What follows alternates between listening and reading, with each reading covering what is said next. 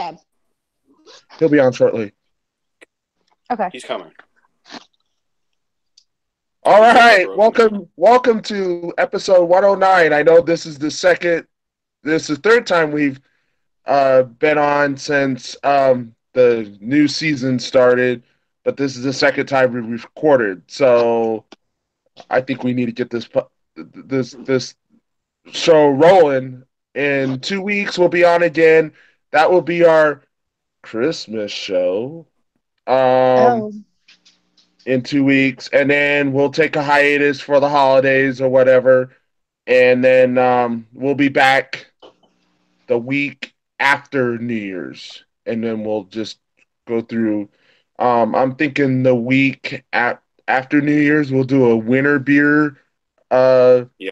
uh, show, and we'll just go from there, and we'll continue doing the show until the until the summertime, and then we'll take a hiatus again. So, um, the show after the winter show will be the fifth anniversary of the Beer and Bullshit show. All So, right. 5 years of being But invading YouTube. yeah, baby. woo! Yeah. So, It's the most I, popular beer I, and I feel a bullshit little show on screwed. the interwebs. An idea I came up with 7 years ago is now being enforced. I gotta try my a- anyway.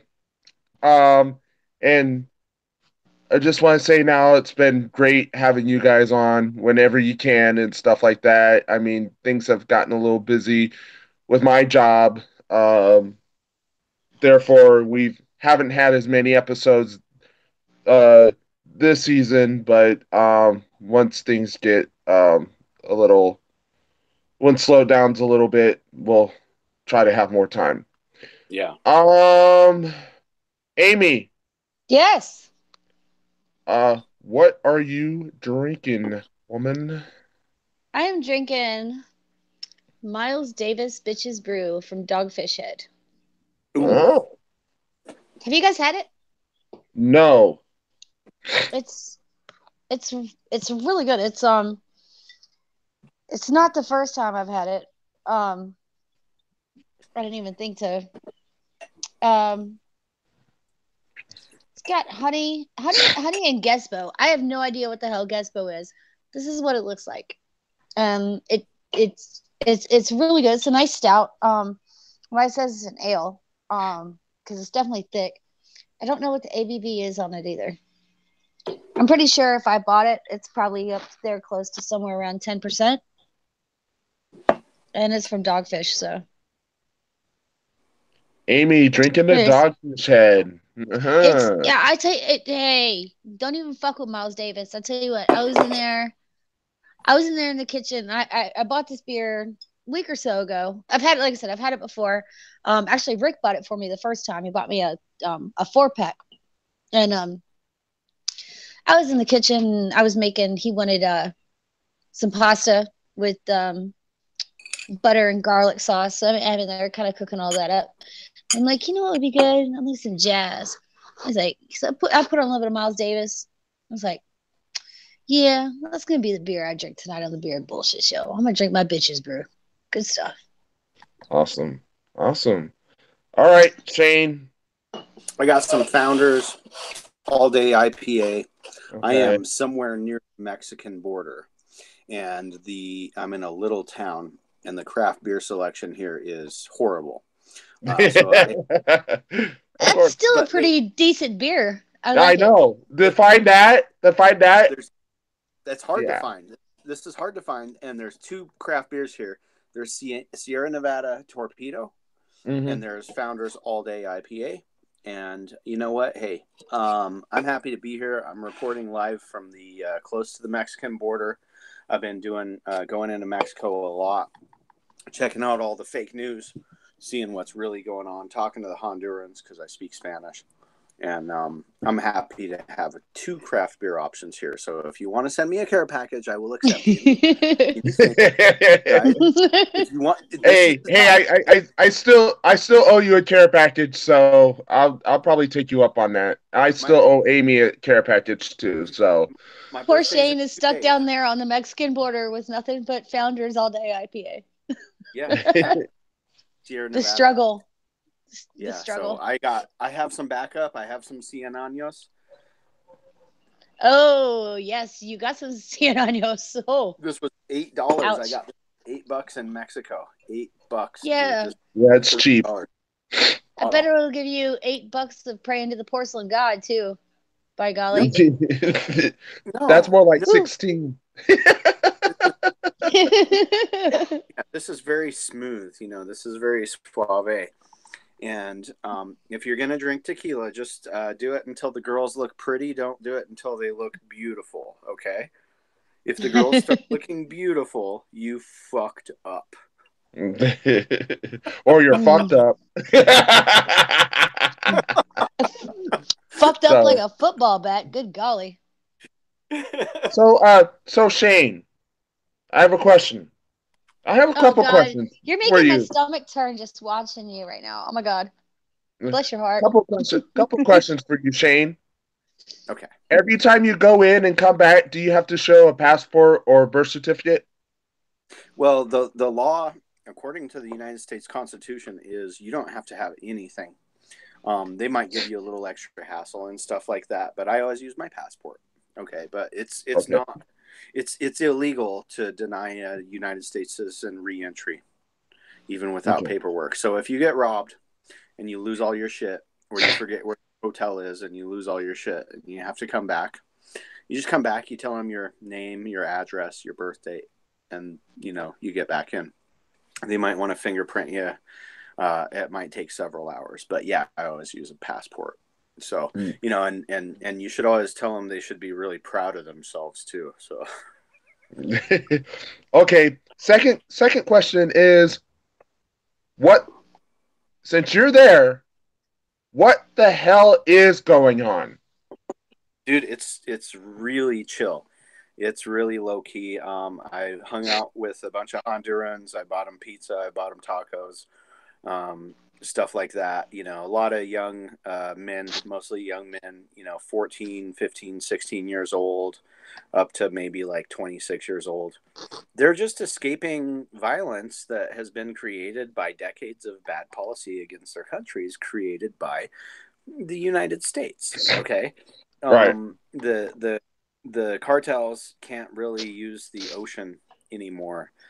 They can't really come in by airplane anymore, so they have to like dig tunnels and shit like that to get drugs in the United States. But they're suffering because there are food shortages. They live in concrete jungles, and a lot of them in their houses, their houses, they don't have any space to grow any kind of food or to have any kind of livestock or anything. I mean, not even enough room for a pig. So, they're packed in. Their cities and their houses are they're built right next to each other. And, the situation when you have a food shortage and you have no space, if you're living in like an apartment with no, direct sunlight and things like that, is you can't maintain yourself cheaply on a nutritious diet and stuff. So they are very short because they suffer from hunger. Hunger. These people are hungry. They want to be able to eat and to feed their families. And you need water, you need food, and you need shelter. And the food is the biggest issue for Central America and for Venezuela. The food is the biggest issue because it's just not available, period. A lot of the stores, the grocery stores, have nothing. They have nothing, even though these are the countries with the most fertile soil. They're very productive. All that stuff's being exported.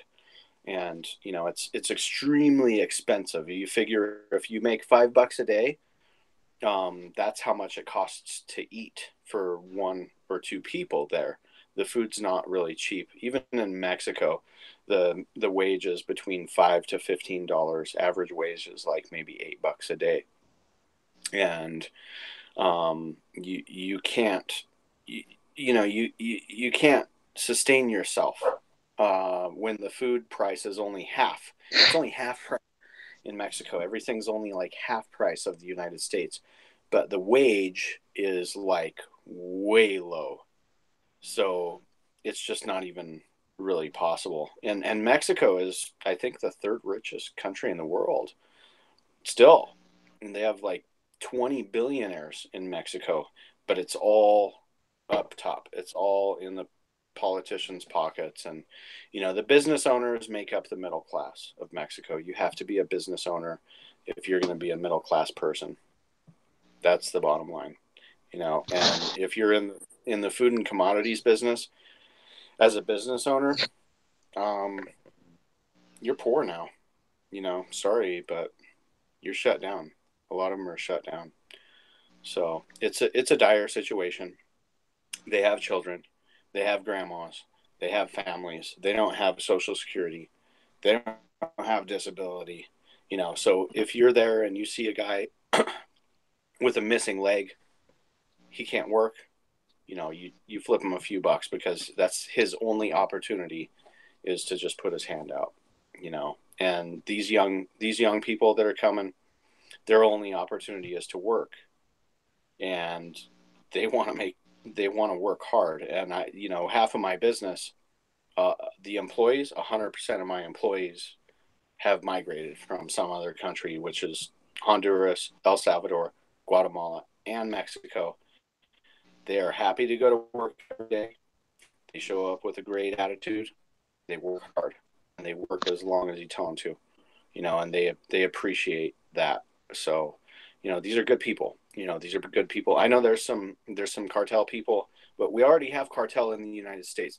There's some MS-13 people. We already have MS-13 people in the United States.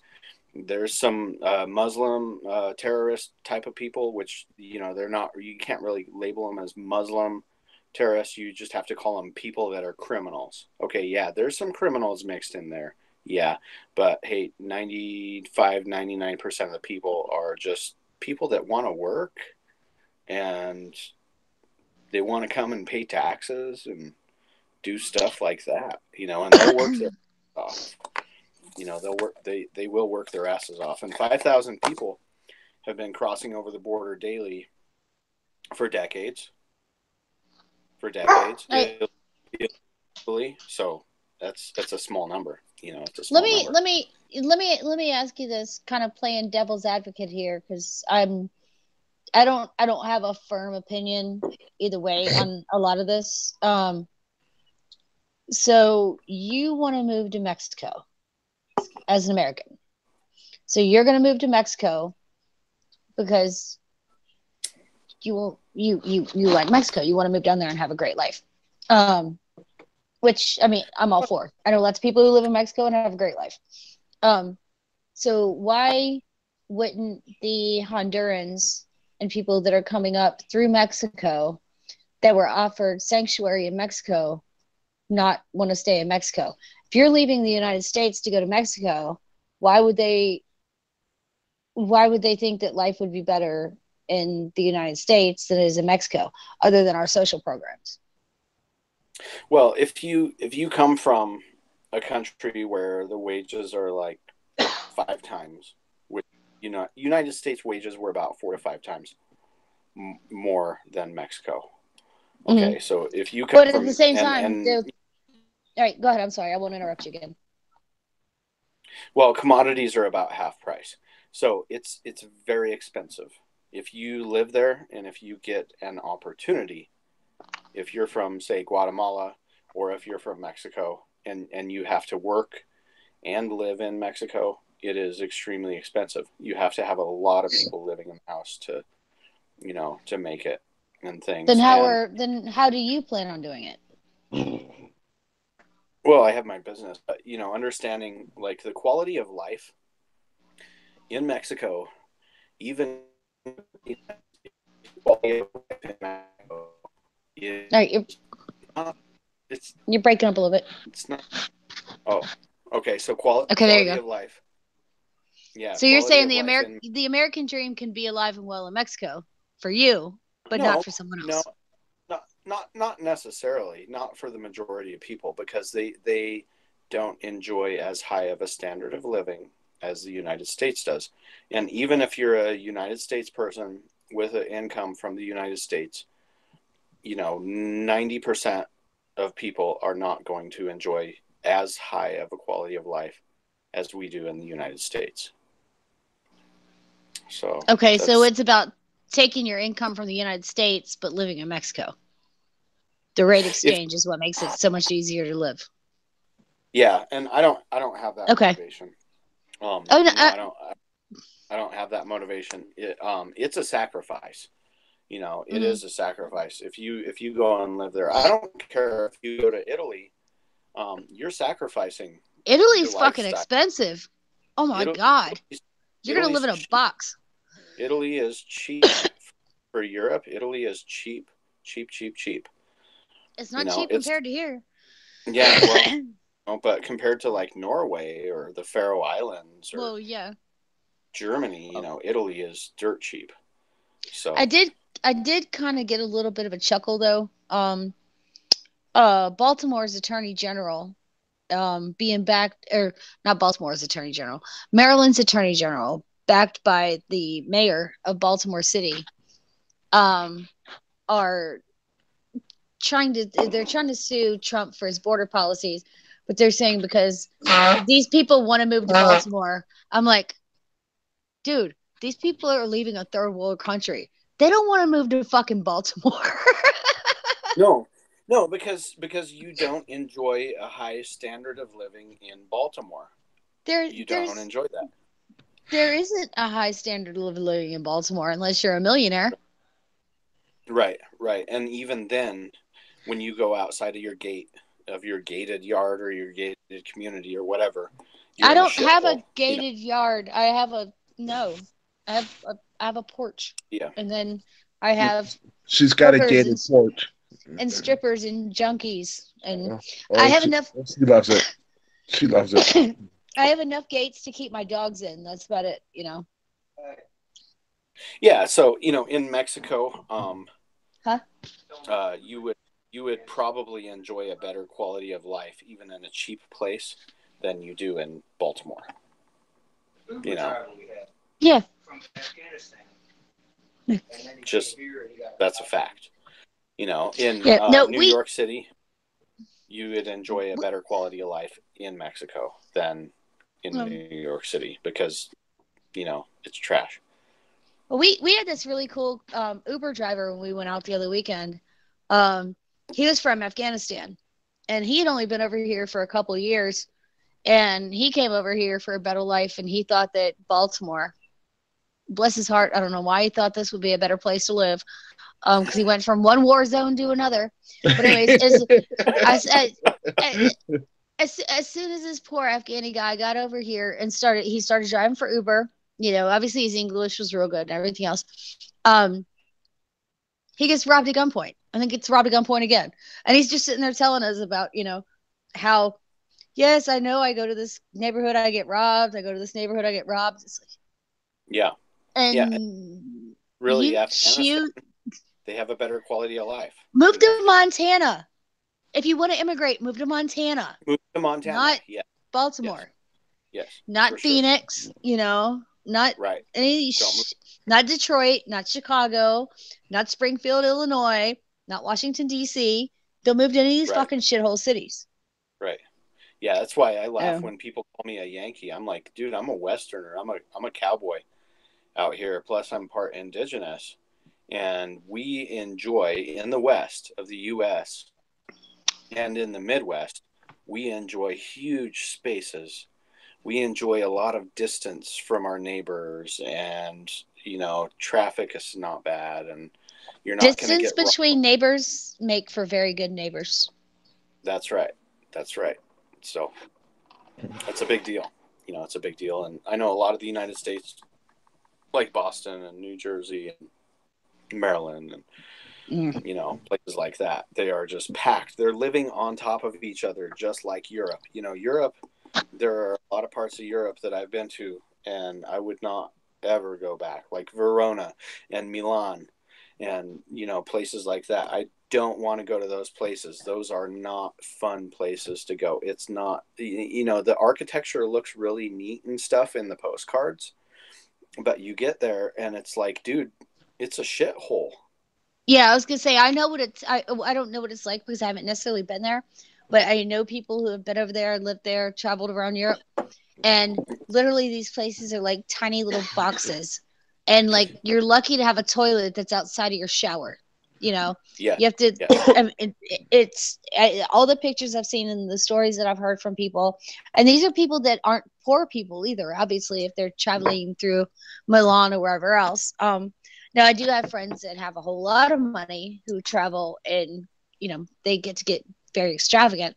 But as far as like going through these towns and actually living there, no, I'll keep my happy little skinny ass in America. Thank you very much.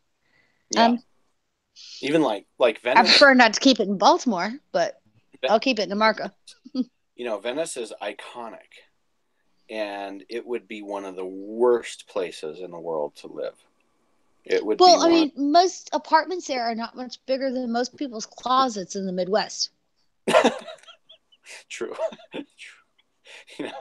So it's not nice. We in a lot of the United States, we enjoy a very high standard of living, and what's a high standard of living is being able to see the sunrise and the sunset.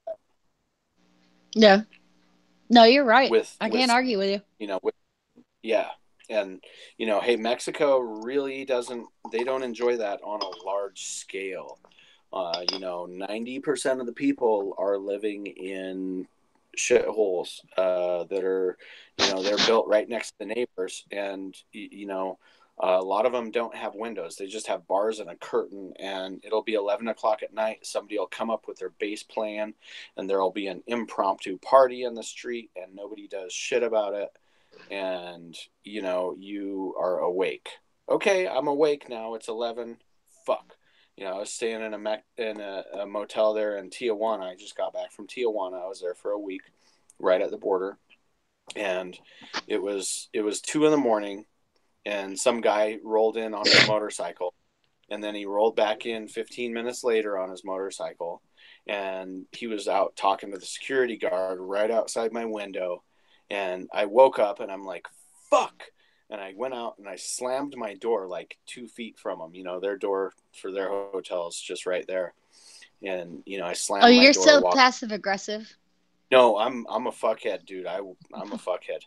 Okay, so, and I walk back and I walk into my room and I slam it, and I'm like, well, if they're gonna wake me up, I'm waking the whole hotel up. Fuck them, you know.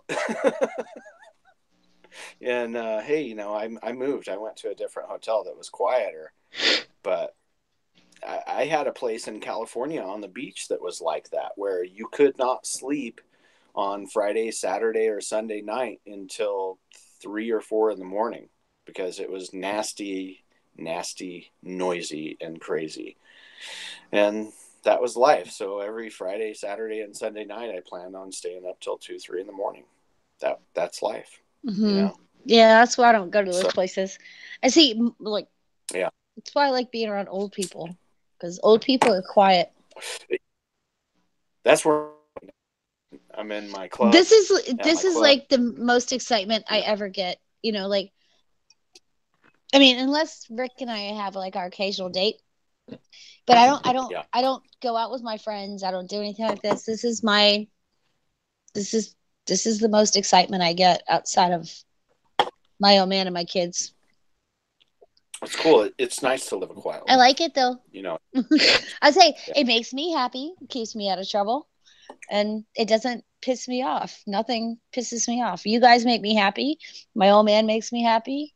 My kids make me happy. My dogs make me happy. So I just get to generally be happy. And I like them. That's cool. Yeah. It's nice to live a quiet life. And my beer makes me happy. Good. Very good. I second that. Beer makes me happy too. How is your beer? I shit. I drank the first one already. It was the Lagunitas, the super cluster, Mm-hmm. and now I'm sipping on Sam Adams Noble Pills. So I just know, Christopher, you need a haircut. yeah, You're growing a little bit of a fro. yeah. Well, I'm bald up top here, so Well, I know that, but so but that's the most hair yeah, I It think I've looks ever good. seen you with. I'll probably get haircut this weekend or something, or just have the No, wife do it. Just have the wife do it. your Yeah. your beard looks good, dude. Your beard looks awesome. Your beard looks awesome. Yeah, well, it's Yeah, coming off soon. your I can only keep it for so long, and then I gotta shave it. your Why? beard looks like fly into my tower. I'm surprised no one's accused me of being like a tourist, A tourist, a a tourist. tourist. Uh, You just need to wrap a maybe I need little to go. cloth around your head. Maybe I need to go around saying Abu Akbar, Abu Akbar, or something. I don't know, but yeah, it's gonna come off soon here. I think the beard looks good. I think you need a haircut though. Yeah, I'm gonna talk to your wife. I definitely need a haircut, but the beard's gonna probably go too because I can only have this for so long, and I got to get rid of it, and then I'll grow it back out again, and I got to get rid of it. So, Yeah. Yeah, shaving really messes my face up, Chris. I don't know I about hate you, shaving. but I hate shaving with a passion. dude, I But feel I think for Christmas the wife's getting me an electric razor, so I hate shaving too. well, I'd be like just like sheep shear, done. yeah. You know, I had a girl from Colombia, and she only had a few little white hairs on her legs. She did not need to shave at all. I like that. It was nice. And I had a girlfriend with some from Canada with some a little bit of armpit hair. Mhm. Nice. It's fine. It's fine. No problem. So we're all just Well, monkeys. I know French girls. It's it's not fact, but not all of them have, or French girls don't like the shave underneath. I am willing to find out, and if there's any candidates that want to join me in that endeavor. So, but I'm not saying all of them don't, but there are quite a few that don't. So, Yeah. but All right. but Doesn't anyway, matter to me. Oh no, it's in the wintertime. Yeah. I still shave my legs at least twice a week. So twice a week. Damn. That's a lot. That's quite I a bit. shave every day in the summer. So Yeah, because you're probably wearing shorts every day. I am shorts or dresses or skirts. Yeah, the skirts, right? I gotta look good for my old man. He don't need a dumpy looking old lady. Oh shit. That's nice. I seriously don't think he cares. He loves you the I way know you he are. doesn't. He loves He you doesn't. just the way you are.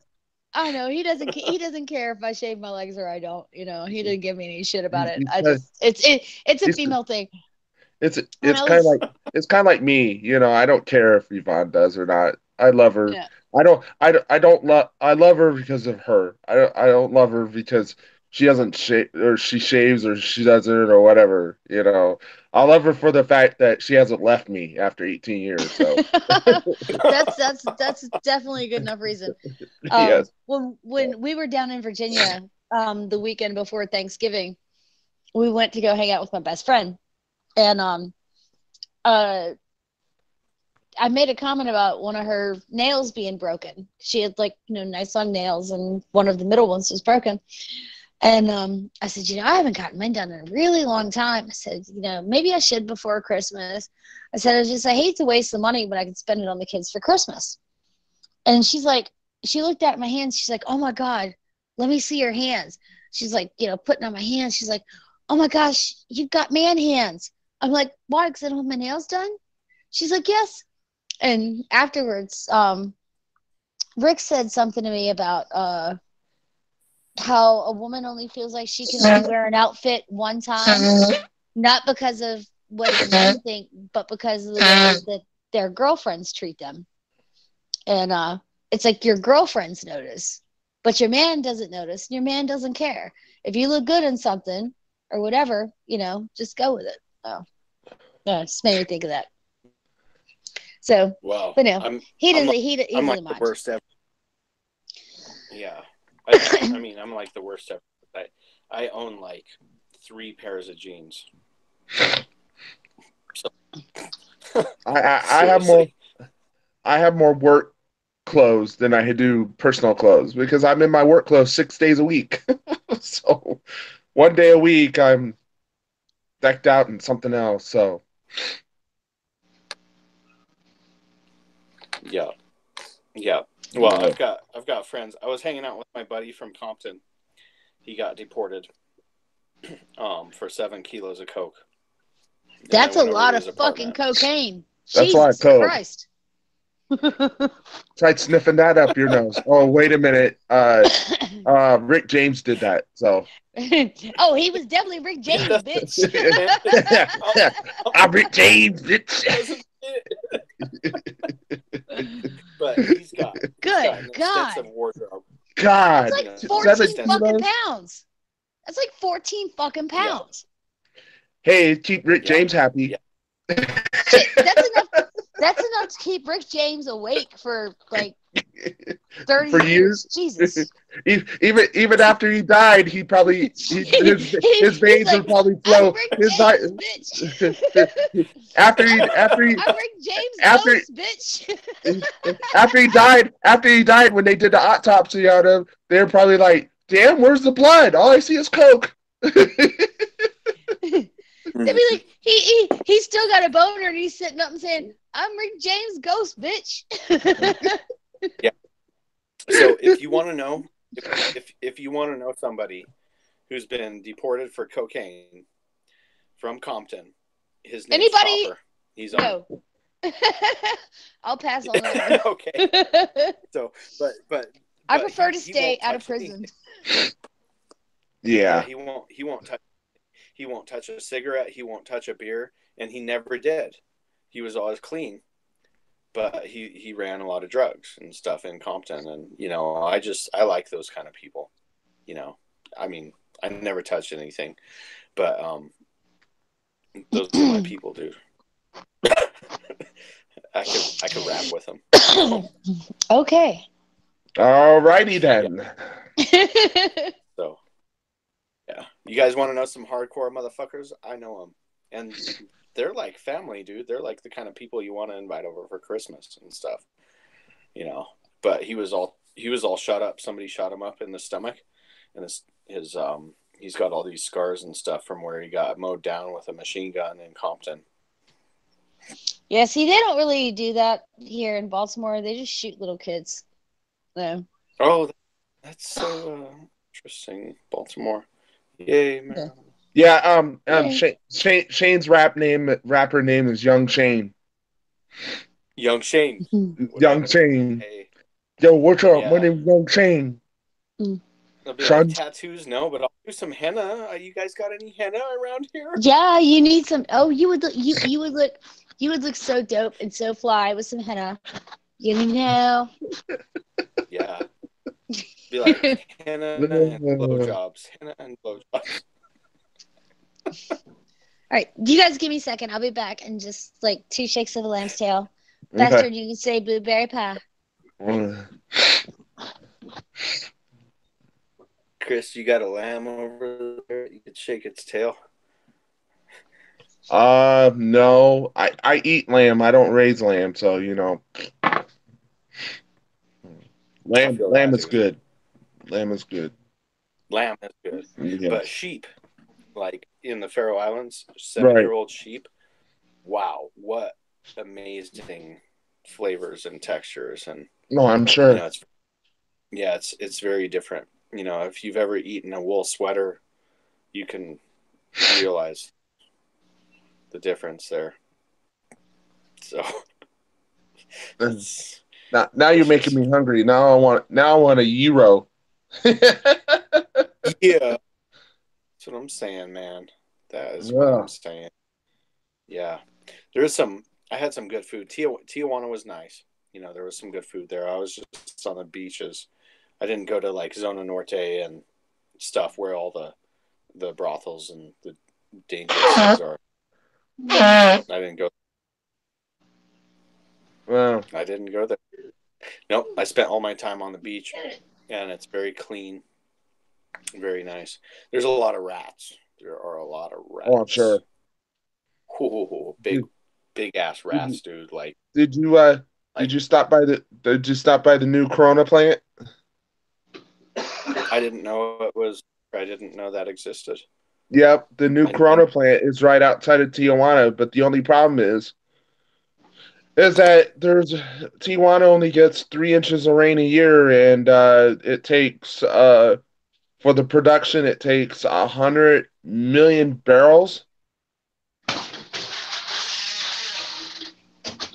to keep up with the supply, and they have an agreement with InBev because it's partially owned by InBev, Constellation Brands, that they have to keep it brewed in Mexico. Okay. They can't come to the United States and build a plant or whatever. They have to keep it brewed in Mexico. Well, Corona has not changed. And I will have a Corona in a pinch. In a pinch, I'll have a Corona. And hey, you know what? It's okay. It's an okay beer. You can spice it up a little with some little salt shaker and a little lime, and just here in my area, I sell a lot of Corona. I would probably say Corona is in a top 5 of the beers I sell here in this market. Anyway, at most Mexican establishments that are not touristy, Corona is not available. What they do? Dos Equis, Modelo, Tecate. Yep. Modelo, of course. Victoria. Yep. Pacifico. Pacifico. At the more fancy places, and Pacifico is like number 2 for me on Mexican high production beers. Negro Modelo is numero uno. Modelo. Right. Modelo. I like Negro Modelo. Modelo's number one. Modelo's number 1 on my list. I love Modelo. Yes. And then Dos Equis Amber. Dos Equis Amber is pretty good. Dos Equis Amber is actually my first. But I need a lot of lime. I like my lime. Yeah, and then I like the Tecate and the Pacifico. Not a Victoria fan, but I like Victoria when it's hot outside. Sol. Okay. Sol. Yep. Sol is now owned by Miller Coors now. So Sol is nice. Yeah, speaking of Miller Coors, I missed part of your conversation, so I apologize if I'm hijacking it. But hey, Amy, the fuck is gonna go on with fucking Pabst? Hold on. Hey, Amy, hold on. Yeah. Look. Hold on. Oh, I want to kiss him. That's the new That's the new dog. Oh my god, it's so cute. Let me see him again. He's all wrapped up. He's all in a sweater. Oh, he needs kisses. Hello, wifey. Wifey's sick. Wifey's not feeling well. She's got a fever. Oh, hey, look. Let me tell you what. I had right before I had to come down for a beer show. I was cleaning up. Well, I made spaghetti and meatballs, and then I made dog. Get your head down. I made garlic and butter sauce for the pasta, and some breadsticks and all that stuff. So I'm kind of munching and eating. One of my daughters, she's been sick all day. We've had sick kids since last Friday. It's been like one kid at a time, and it's for about 24 hours. Anyways, I had to go upstairs, and I'm going to gross you guys out. But I had to go up and clean up. My daughter, she got out of the shower, and she vomited like that. Not what would normally be vomit, but the stuff that has like all the mucus in it. So it's all super slimy and gooey. And I'm trying to clean it up, and I'm like, I can do this. I'm mom. I could do this. I've done this 100 times. I can do this. I can do this. Anyways, all of my meatballs that I had eaten earlier tonight, anyways, straight in the toilet. But thank God I was in the bathroom while I was cleaning it up. But anyways, it was all over the place. So I've been cleaning up vomit all day. Anyway, you were talking about. I'm still here drinking beer. Anyway, you were talking about Miller Coors and Pabst. And Baltimore City is going absolutely insane because they think they're going to lose Natty Bo. Right. But, I mean, if Miller Coors isn't, I mean, I guess they have till 2020 to find someone else to brew it. Yeah. Right. I don't see the brand going away. I really don't. But they're going to trial, and we won't find out what the ruling is until the first of the year. So, even if the ruling is against PBR, even if it's against PBR, I don't see them not finding somebody else to pick it up. I mean, I don't know where it would be, but I mean, that gives them, like I said, they've got till 2020. Right, the end of 2020. Right. So I mean, everybody's in a panic up here, mainly because of Natty Bo. Right. But like I said, I really don't see it going away. But they do other brands too. They do Lone Star. Yeah, they do. The Old Mill. Yeah, Old Milwaukee. They do Milwaukee's Best and all that stuff too. But I mean, I don't see those brands going away. I don't see any beer company not seeing it as profitable, and I don't understand why Miller Coors. I mean, I don't see why Miller Coors would do this. I mean, it's a cheap beer to make. Well, from what I understand with all the articles I've read, okay, and I'm on top of this because I sell PBR. You're the beer man. Yeah, I'm the beer man. Is that they've had to shut down a plant in North Carolina, and because of declining beer sales, and they want to shut down the one in Irwindale, California. But that's where they produce the majority of the PBR brands. Is the one in California. And because of declining beer sales, they are affecting the margin basically. So what I'm thinking is, if Miller Coors wins, someone will probably pick up PBR, but the problem is that it won't be InBev because they don't do contract brewing. Mm-hmm. And that's what Miller Coors is doing now, is they're contract brewing PBR, packaging it, and shipping it basically. Do you think there's a chance of another brewery picking it up to do contract brewing and only carrying? Because I'm not really familiar with Lone Star. Right.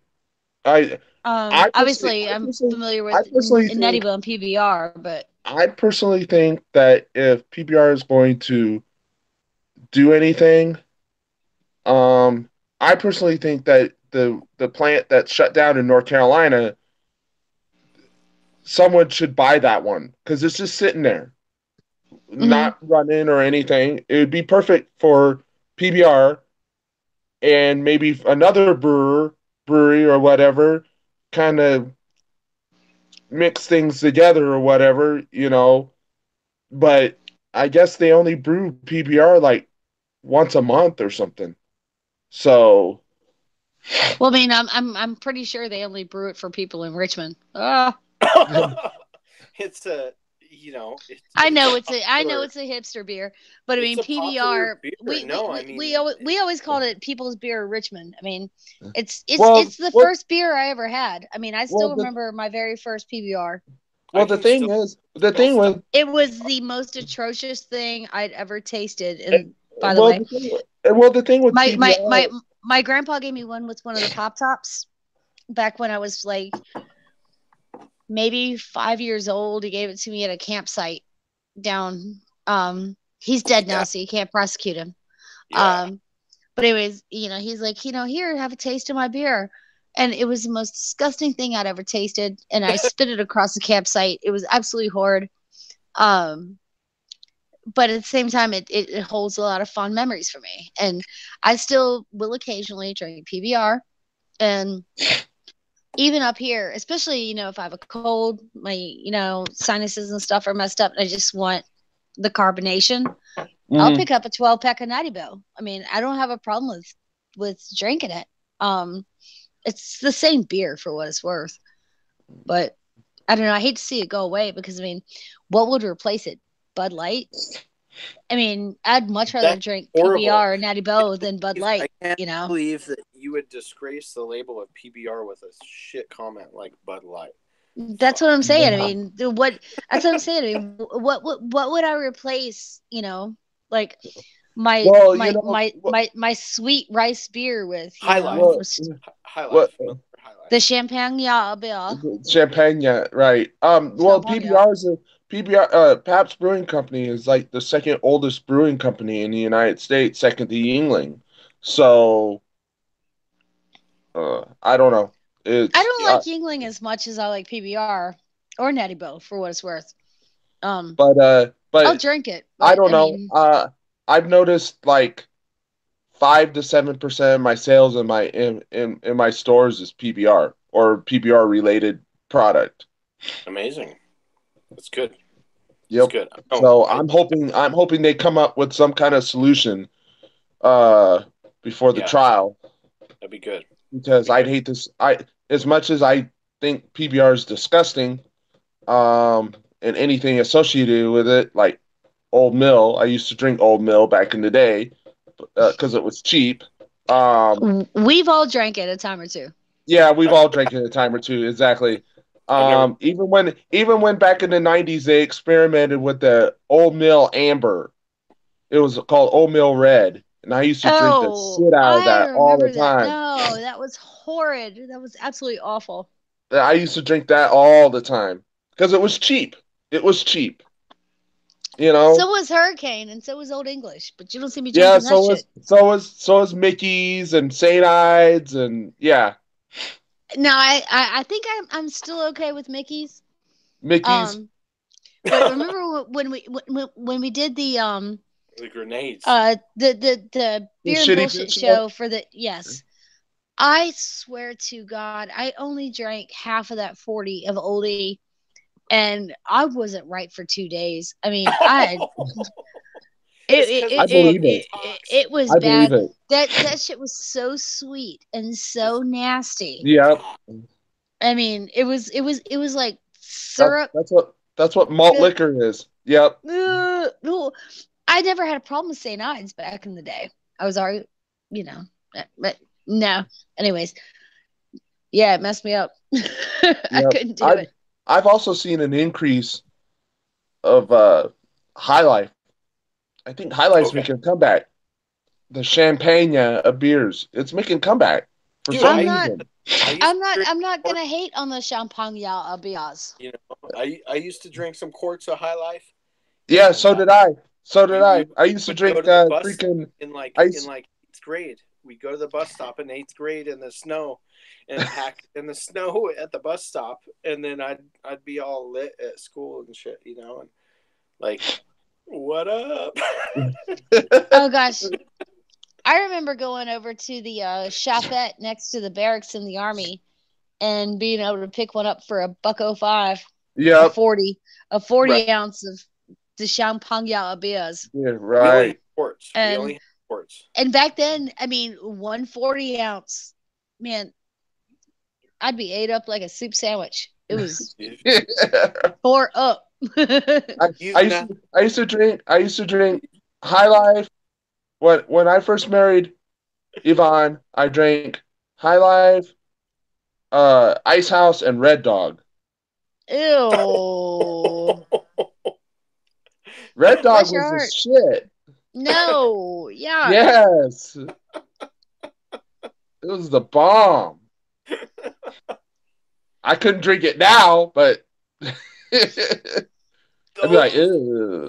Well, I mean, I have drank a little Zima in my day, so I mean, I guess I should at least admit to that. But Yeah. Hey, Zima's making a comeback every summer. Last couple summers. yeah, that's what I keep hearing. Yeah, it's the beer of the uh Gen X. What was the higher Miller beer? What was the more expensive one? The more expensive Miller beer.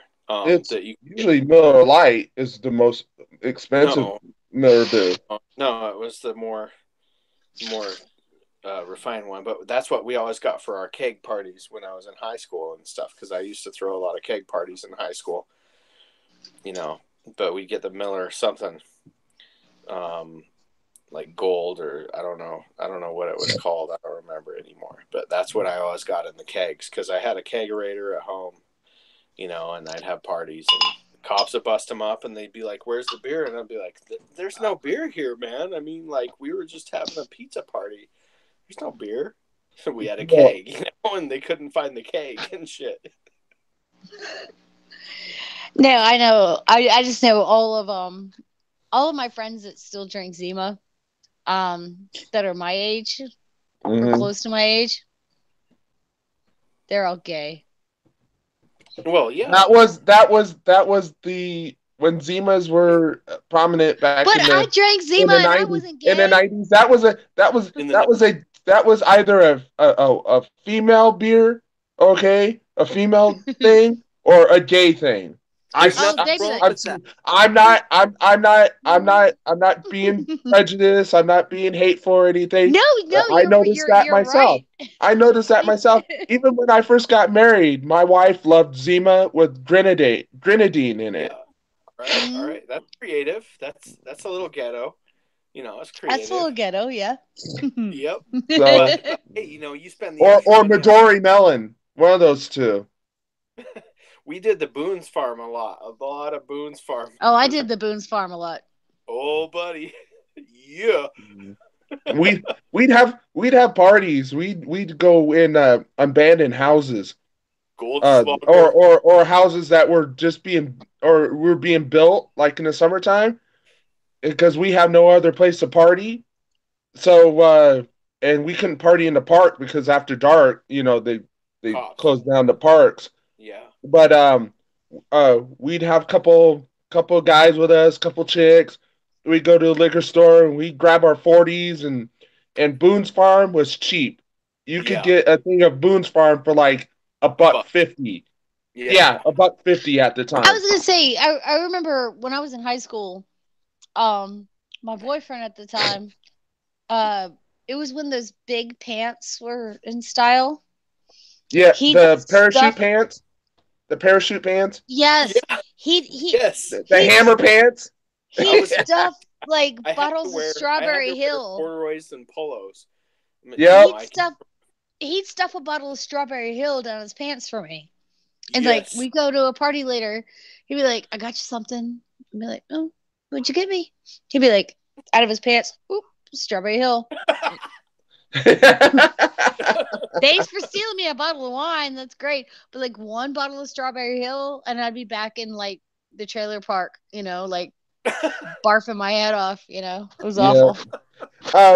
Last week I was at one of my stores, and this older lady comes up to me, and she said, "Excuse me, is this sweet?" and it was a bottle of Mad Dog 2020. Ew, God, no. I was just like, I was just like, I was like, No, ma'am, that's a tiny bottle of death. I was like, ma'am, I haven't had Mad Dog in 30 years. Okay, that definitely is not a sweet wine, hun. You're gonna be hanging over, No, dude. You are gonna be hungry. that's She that's thought I worked at that store. I was just like, I don't work here. If you want a sweet bottle of wine, I'm sure the people up front could guide you towards that. But I'll go guarantee you, buy a nice bottle of Mad Dog is Moscato. not sweet. No, No, go get a nice bottle of like no. Moscato, Riesling, Yeah, maybe Moscato, Riesling, you know, right? a nice little bottle of rosé or white Zinfandel, but I If mean, if you're drinking no. Mad Dog, it's because you done and spent all your money on an 8-ball. You know. Pretty much. Pretty much. If you're drinking that shit, it pretty much means you failed at life. Yeah. Well, Or hey, you're Goldschlager. 15. Okay. Or you're Goldschlager. 15. Oh Yep. God, Goldschlager. That's like Goldschlager. We don't that's even like know. We don't even know what those flakes were. no. We have no clue Lord. what those flakes were. Good. And when you poop afterwards, oh man, that was some shiny stuff. That's some shiny shit you got coming out, y'all. Just leave that in the toilet for them to look at and admire. Be like, oh, look at them flakes. Be like, yo, hang on, I'm peeing, I'm passing a flake. Oh!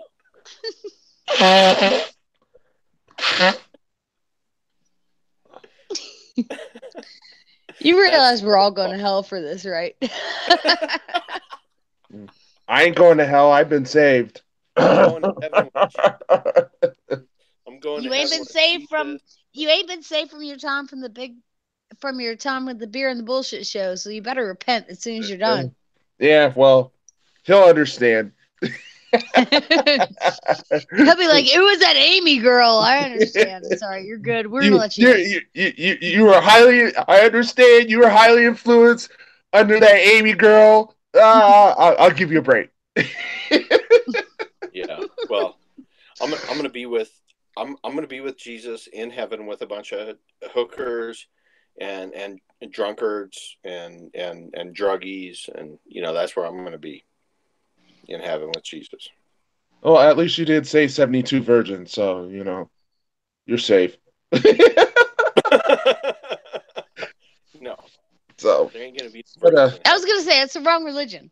Yeah, I was gonna say yeah, but yeah. Anyway, it's kind of neat going down memory lane, thinking about what you drank in your past, and no, I mean we'd be out in the park. I'd be out in the park with a bottle of Boone's Farm, and making out with my girlfriend under the tree, and the sprinklers would come on. Okay. I've been there, done that. Yes. And you get up and you just start running through the sprinklers because hey, you're already wet, and you start running through the sprinklers, making out with your girlfriend and whatnot, and just it's all that run off. Oh, those were the days. These kids today. These kids don't have it as good as we had it when we were younger. I'm telling you. I know they don't have it as good because the cops are like kicking them out, taking them home, stuff like that. And it's like, hey, you know what? Let those kids go make out under the tree, and let the sprinklers get them at 3 a.m. and stuff like that. And they can sneak out and do that all the time. I mean, the thing is, when I look back at the stuff I was doing as a teenager, I'm not going to say I was a good kid because I wasn't. But I wasn't. Yeah. Committing. But did you die? I wasn't committing felonies. I wasn't hurting anyone else. Okay. I put myself in danger a lot, but that was pretty much all I did. Is I put myself in danger. But I never got hurt. I took what I considered at the time to be calculated risks, and luckily they all turned out in my favor. Yeah. But I never hurt anyone. I wasn't burglarizing places. I wasn't stealing cars or anything like that. I think one of the worst things I did, criminal wise, and I'm not even sure if it was criminal, to be honest with you. We broke into, pulled the boards off the side of the old Central State Mental Hospital, down in Petersburg, Virginia, and went inside to explore one night.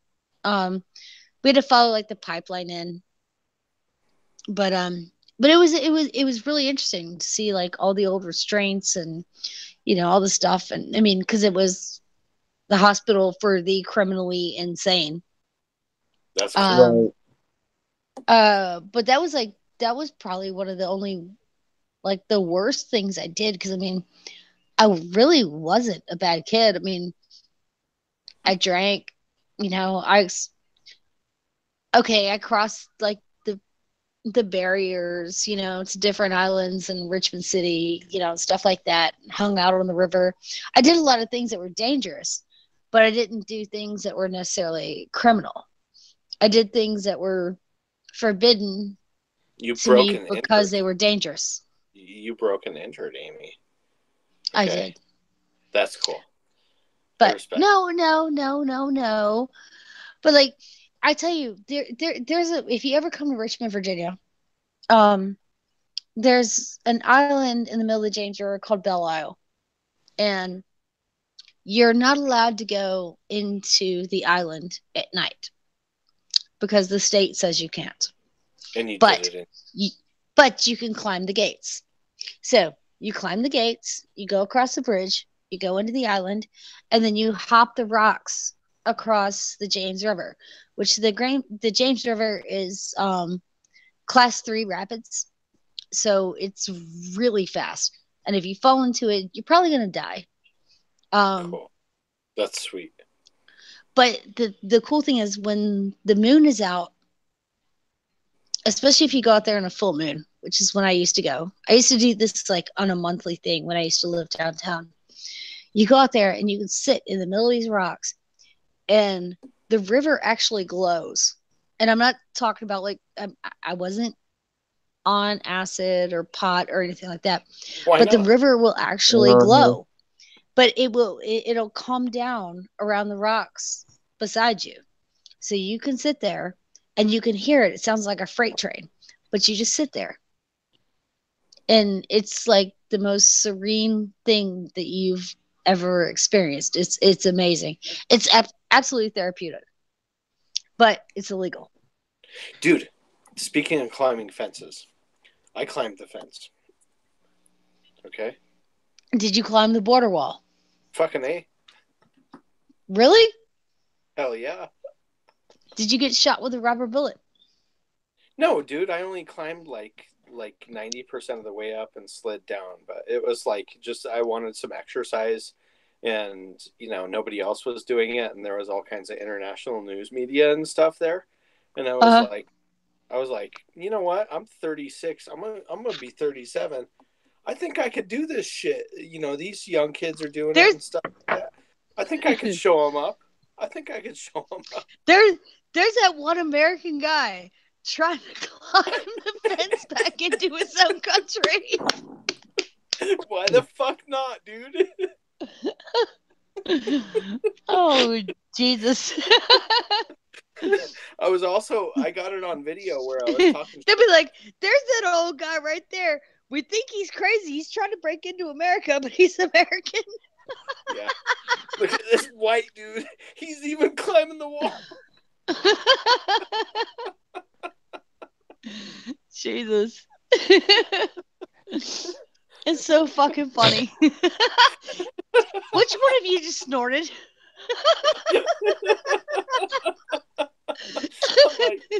I'm like, fence, what fence?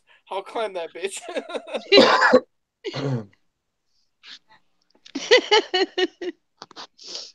and hey, I mean, like, I'm 36. I don't work out like heavy regular and stuff like that. I get exercise. I try to walk like 5-6 miles a day.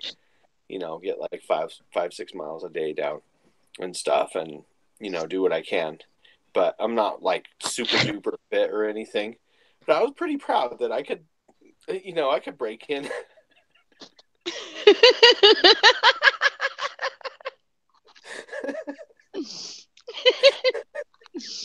Shane, you're fucking killing me. So I'm probably famous. I'm probably famous in like El Salvador and Honduras. I seriously, like, I seriously need to see pictures of this. I'm not even joking. I don't know. And then the next day, I was walking by the fence, and there was a border patrol on the other side, and I'm all, Excuse "You me. guys should be extremely proud of yourselves." And they're all, "Thank you, sir."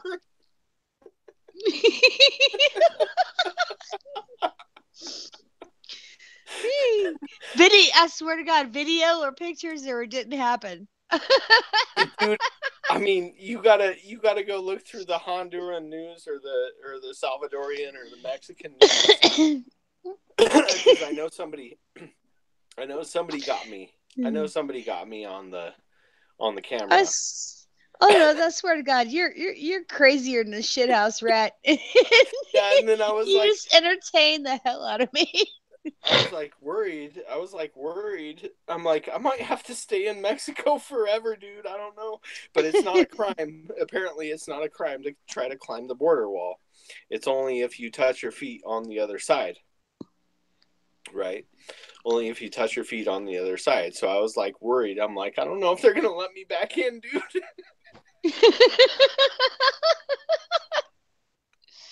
Good God. I'm like, I don't know, man. You're just a damn trip. You're special, and I like it. Dude, I mean, like, I work with these people. These people work for me in the United States, and I work with them, and I work just as hard as they do, and they are very, very hard workers. And I'll pick the one that's the most hard working, and I'll work with them for 8, 10, 12 hours a day, and we'll hustle. And I'm like, well, shit, if they could do it, I could do it too.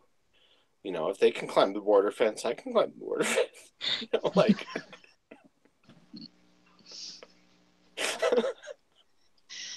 Lord, child. Yeah, I ain't going through no tunnels, And by the way, El Chapo had a construction company in Mexico that specialized in building tunnels. Okay. And I don't think I'm going to go through any tunnels, dude, because I'm claustrophobic. Yeah, I think I might pass on that one too. Climb the fence? Sure. I'll climb. No, we're not going to. You're not El Chapo. You're El Cameron. El Camarón. Cameron. Yes. Yeah, everybody he's in more, Mexico. He's more dangerous. He's more dangerous than El Chapo. Yeah, and everybody in Mexico's your last name is Shrimp, and I'm like, yeah, and I'm like 8 inches taller than you. So what of it? They're like, okay. All right, come on. And I'm like, yeah, I'm equipped. I am equipped. Well, so. Oh my. It means crooked nose. That's all it means is crooked nose. And I do straight business, so. By the way, I want to send out a little shout out to Toon Tank Entertainment and Z Shaman Gardens, who are complete fucking liars that owe me like $50,000 right now and can fuck off. So, just saying. That would be a good and proper fuck off. Yeah.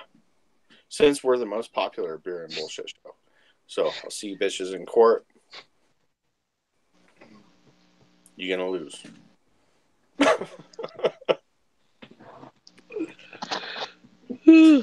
Lord, y'all. speaking of, I don't know if you guys heard that obviously I'm a big fan of the Sierra Nevada Yeah, Mm-hmm. Celebration Ale. bomb ass. And there are well, they're releasing a Resilience IPA, which they are going to I saw package. that. They're going to package, and the proceeds of the the sales of the Resilience IPA is going to help those affected by all those fires in California. Nice, nice. And there has now, and they put a call out to people to replicate uh, the recipe, the resilience, and do the same thing they're doing, but they can't. But because of uh,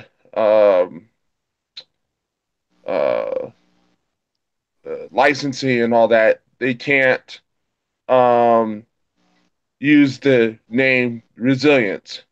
Okay. But How about restoration or something? um, there are over there are over 1,000 breweries that are going to replicate the recipe, and the sales off of them are going towards the uh those affected by the fires in California. All right. I think that's a really good thing, and uh, a lot of people like to knock Sierra Nevada, but they are one of the first ones out of the gate to start the craft beer movement here in the United States. So, and plus, we distribute their products, obviously, but I think they're doing a good thing, Yeah. uh, and if your local uh brewery, microbreweries doing it, please support it. It goes towards a good cause. That's So, a good deal. That's Sierra Nevada. Sierra Who Nevada, who's heading that up? Sierra Nevada is an yeah, amazing. but there's also 1,000 other microbreweries that are going to replicate the recipe, and they're going to sell their proceeds. Uh, they're going to take their proceeds and give that money to the those affected That's uh, by the wonderful. fires. Cool. And you know what? That is true charity at work there, Yeah. because we are the Americans are the most generous people on the face of the earth. Yeah. Um, and we don't need government to solve all Right. our problems. Right. No, or any So, of we don't or need them any to of them really. solve any problems. We need them to So, back the fuck off. so, I mean, we just are very cherish kind of people. So, when disaster strikes, Americans dig in and find something to help out. Yes. That's So awesome. I'm gonna I'm pop open my celebration ale. I'll probably get another 12 pack of those before we run out in the market, because okay. these go quickly. Yes. They're good beers. Yeah. And like I informed you guys, I'm down here in craft beer hell, where there are like two or three craft beers. So if you have a care package, even if it's just one beer to send me, I will be grateful. And I'll send mine by drone. Okay. yeah, I would appreciate that. I'm in. I'm in. Uh, I'm in they site are number they 13. they are Okay. making Tropicana in cans, which would Cool. make it a whole lot easier for me to send. So Tropicana. if My Chris wife would, was like, so you get 2 weeks vacation next year. What do you want to do? Do you want to head back to Pennsylvania? I was like, I don't want to drive all that time to go out there. It's just, and I don't know if I'll have the money to do all that. And I was just like, I don't want to drive anywhere really. I want to be lazy. I just don't want to just, if I go somewhere, it's going to be like maybe 2 or 3 hours out of the way or something like that. Spend a night or something, or spend 2 nights somewhere and then come back. Because I really don't want to do all that driving. That was 15 hours there, 15 hours back. This is like, no. Yeah, fuck that. Well, that's what Yeah. I'm saying. Whenever Well, you send me a care package, I'll send you some Tropicana well, in I'll just, cans. if yeah, everything I send is in cans. I won't send bottles or anything. I'll I've send sent strictly I've cans. I've sent you bottles before, Oh, I and know you sent me bottles, but it's a lot it's a easier to pain in the package. ass. It's a It's a pain lot in the easier to ass to send package. bottles. It's a lot how easier long to package, and it's a lot easier the uh Well, and now that I know you like it and I can get it in cans, it's a whole lot easier for me to send it to you. how long well how long did it take you to unpackage those bottles that I sent you, Chris? Like oh, one bottle. it took forever, it seemed like, but it was worth it though. Yeah. Yeah. You were like, It was worth it. okay, like 10 But minutes per bottle. but if you send cans, it's a lot easier to bypass the postal Nazis. Yeah. Because it doesn't rattle, it doesn't shake, you don't hear anything. If you pack it right, it doesn't, so they're just like, oh, okay, maybe they are antiques. Okay, and they ship it, you know. They're not going to break into a box of antiques. Yeah. Well, Nobody in Baltimore City asks anything about anything you're trying to ship. They're like, "All right, you trying to ship this? All right, send it." They're like, "You got I'm some gonna fentanyl? send You you got like some 7 meth? kilos from my buddy You got some Chopper. ricin? Yeah, just send it off. Yeah, we're good. We're Baltimore. Fuck y'all." Yeah, I don't give a shit. I got a job and I'm gonna retire in 24 years, so fuck off. Oh my god, the the bulletproof gas.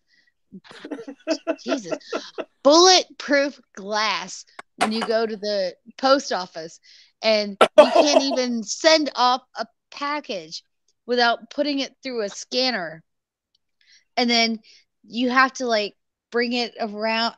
There's a whole process just to mail a freaking letter because uh, but the rest of us, I mean, you're out there in the lobby, like everybody else is behind bulletproof glass. I mean, like, Lord, y'all don't even know. Yeah. Struggle is real up here in Baltimore City. And I'm gonna keep complaining about it too, by the way. Dude, And making fun of it. the amazing thing is that Maryland has loaned some of their land over to Washington D.C. And it's like it's supposed to be the promised land. This is supposed to be the greatest country on earth and shit like that. And Maryland has the most gun crime, like besides Chicago, with the most strict gun laws. With the most strict gun laws and shit like that. And it's like, good lord, this is supposed to be the best place, but like if you look at the gun crime and stuff like that, it's like the most concentrated in Maryland, like as close to Washington D.C. as you can get. If you lived where I lived, you would see even more how concentrated it is. It is incredibly concentrated. It's concentrated. I don't really want to get into it in a live video podcast, but I mean, Yeah. Well, hey, you know what? One thing I'm grateful Christopher. For, I miss No, Scott, I miss Scott White right now. But where is Scott? I'd rather be talking about the gun crime in Maryland than about Scott questioning my hetero street credentials. Okay, so You have no But hetero street credentials. The hetero street cred. you guys are Nazis. Mhm. I did not see that. Nazi, Nazi, Nazi. Yeah. Okay. I'm just gonna keep drinking.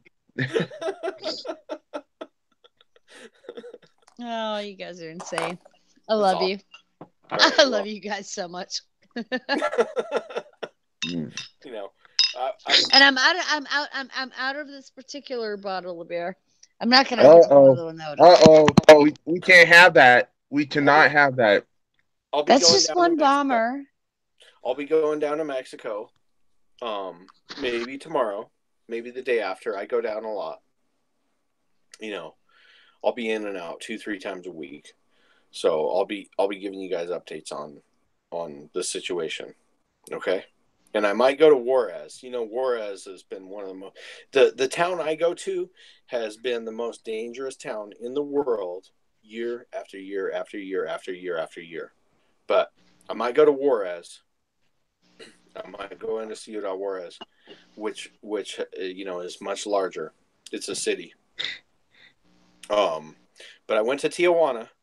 I showed you guys Tijuana. I wish I was in Tijuana. Marijuana. No. I wish I was in Tijuana. Eat a Tijuana. Eat a barbecue barbecue iguana. iguana. I love that song. I love it. I love I it. knew I I I knew think I knew Chris would pick up on that. I love that song. I think it's one of the most underrated 80s songs ever. Okay?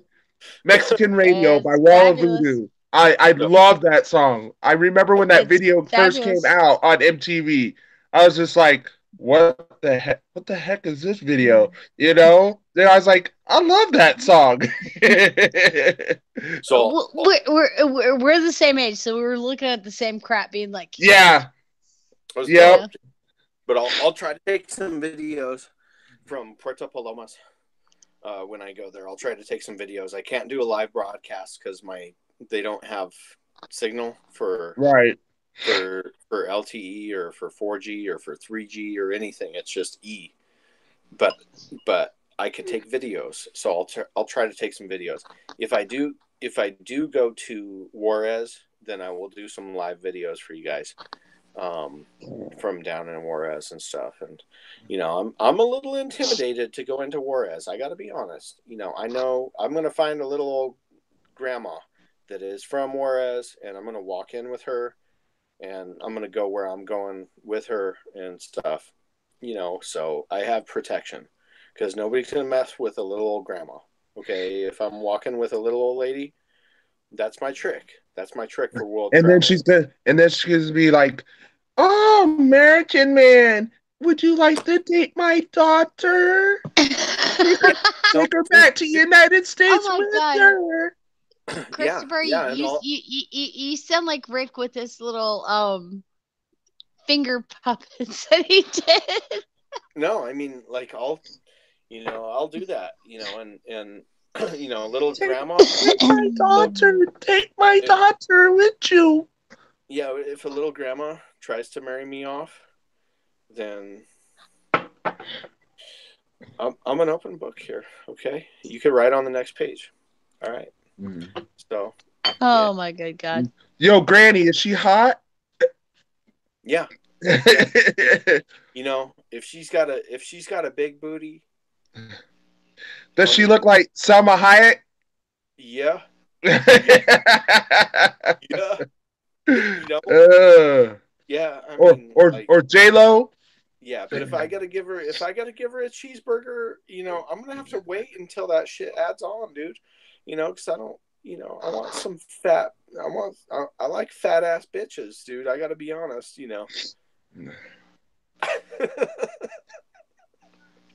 I did get a marriage proposal. I got a marriage proposal in Tijuana. Uh-oh. I got a marriage proposal.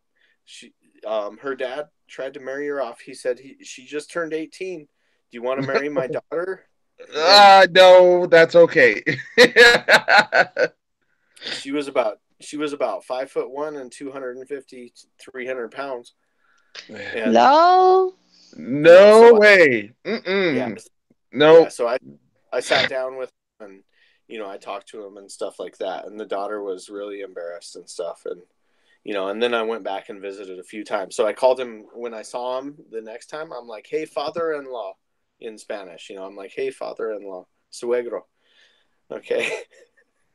Hey, suegro. You know, hang out with him and stuff like that. But Right. the she ate way too many flour tortillas. If you stick with the corn tortillas, you're gonna be safe. She drank I too many told you. Coca-Colas. She drank way too many Coca-Colas, Amy. And that didn't. Coca-Cola is bad for you. Beautiful girl. No. The Mexican Mex- Coca-Cola, Mexican no, Coke that's full of that's is full of sugar.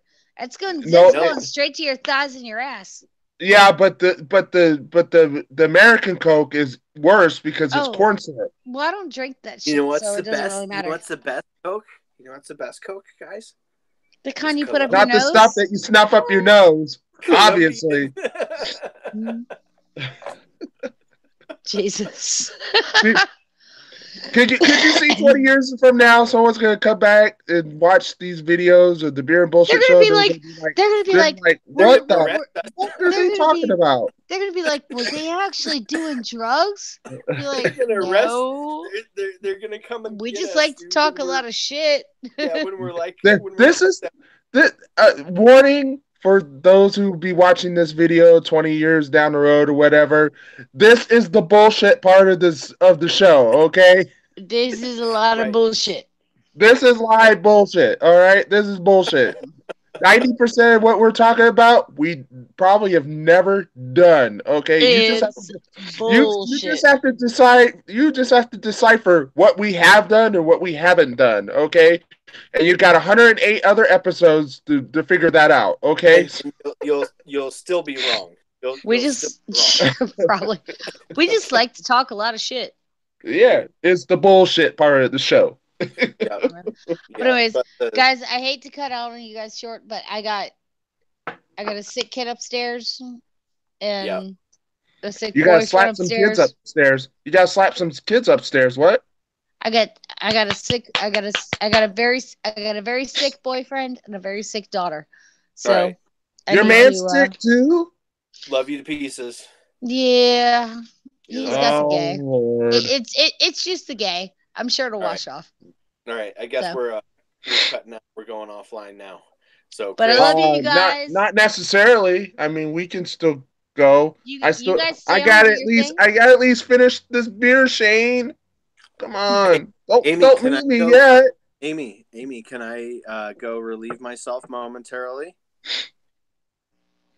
You can do whatever your You can penis do whatever you want. dictates. Uno momento, por favor. Okay. I said dictates. Dictate. Yeah. Uh-huh. At least you didn't say dictaste.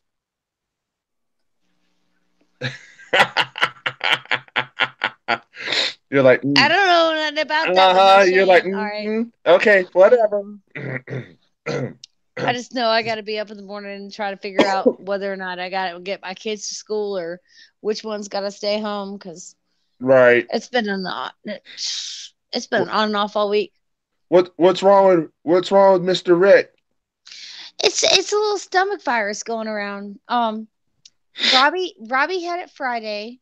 Okay. Rick's daughter had it Saturday. Okay. Sunday was okay. Alex had it Monday. Okay. And Heidi's had it Tuesday into today. Okay. And Rick's been right there kind of with her. So Uh-oh. it's one of those little, but it's like a 24 to 48 hour virus. So it's not like it's anything wrong with It's it. not like a So full-blown flu. yeah, it's a low grade fever under 101 Okay. and just an upset tummy, All right. So you just deal with it and go with it. Okay. Have a good night, Amy. Good night, my dear. I love you, Shane. Love you, man. You're the best. And make sure you take care of that boy. Yes, you guys are the tits. All I right. love you. Tell Rick I said hi. Double T's. Well, he's already asleep, but I will. Okay. Right. You guys have a great night. You too. All right.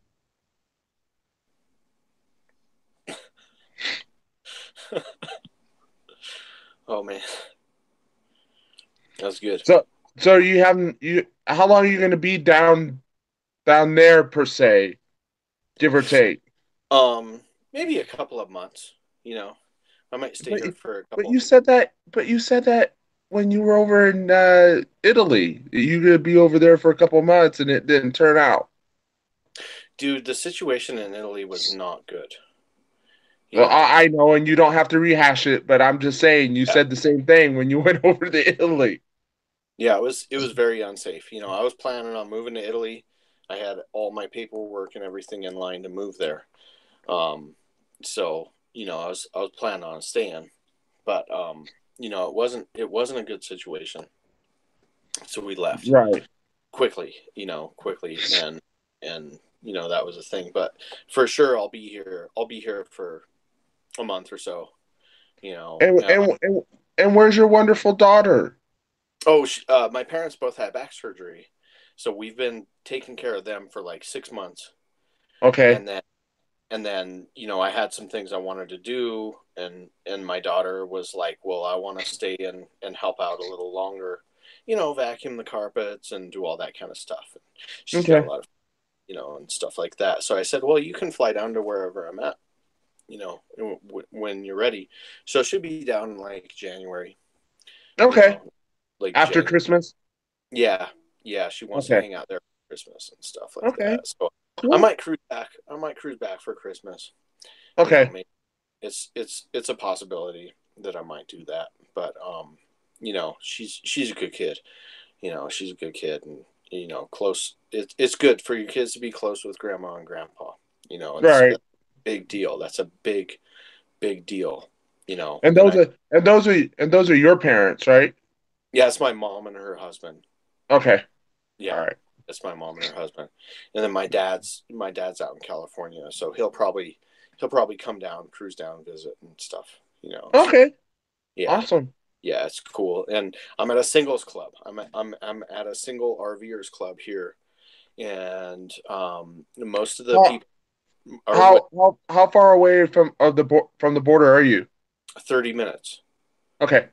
Yeah, it's 30 minutes to the border. I could be in Mexico in 30 minutes, 24 hours a day. And, most of the people in the club here are women who are retired in their 60s and 70s and 80s. And, I love hanging out with them. They're the most fun people ever. So I'm thinking about getting Cards Against Humanity. Have you ever played Cards Against Humanity? Yes, I have. I have. I'm going to introduce this to these ladies down here. This Cards Against Humanity game. Uh-oh. I'm going to do it. It's a card game for horrible people. And I figure, well, what better crew to introduce it to than right here? Right. It's an awesome game. So we do puzzles. There's coffee every morning. There's activities every day. There's coffee every morning. There's happy hour every afternoon. There's Taco Tuesday where we go to Mexico together. There's Let's Eat Out. We go eat out tomorrow night. Potluck on Mondays. People line up and carpool. We carpool and go to church. So how far away are you from Las Cruces? An hour. Okay. I'm an hour west. I kind of know where you're kind of are at. So yeah, I'm like an hour. There's nothing else out here except for cactus. Okay. I kind of know where you're at. So I'm over close to the Adobe Deli. The Adobe Deli is a world famous restaurant. It's just right. Ranch. It's right. Ranch, and outside of town, and it's out in the middle of nowhere. They have great food. Sylvester Stallone's been there. Clint Eastwood has been there, and a bunch of other famous people. I'm friends with some of the girls that are models that work there at the bar and stuff like that. And it's an amazing place. There's they have like three. I've heard the Adobe Deli. Yep. Yeah, they have like 3 or 4 rooms that are museum rooms, and they've got all these cool old like artifacts, like old telephones and old cool shit that Right. is all full of dust. It's the desert, so it's really dusty, and but Awesome. it's dude, it's an amazing place where I'm at right here. I'm a third generation member of this club. My daughter's a member. She's a fourth generation member of this club right here that started in 1969, and I've been coming here since like 96, 97. And it's special. My grandpa was here in this RV. This is where my grandpa passed away, in this RV space right here. Okay. This is the spot. My uncle was a member. I'm a member. My daughter's a member, and it's a special place. It's the Loners on Wheels. Loners on Wheels. And it's an amazing club. It's not a dating club or anything. It's a singles club. But hey, married folks are welcome. I can have people come and stay with me. You know, you, people Right. can, people can come and stay. I got enough room for another RV here, so I invite people. And Now, sometimes, now, with all this traveling that you do, aren't you kind of scared? If you're in certain situations, how do you get out of them? Are you protected? You know, yeah, type thing. yeah. Well, Okay. I'm not a big, huge, scary person or anything like that. But you have street smarts.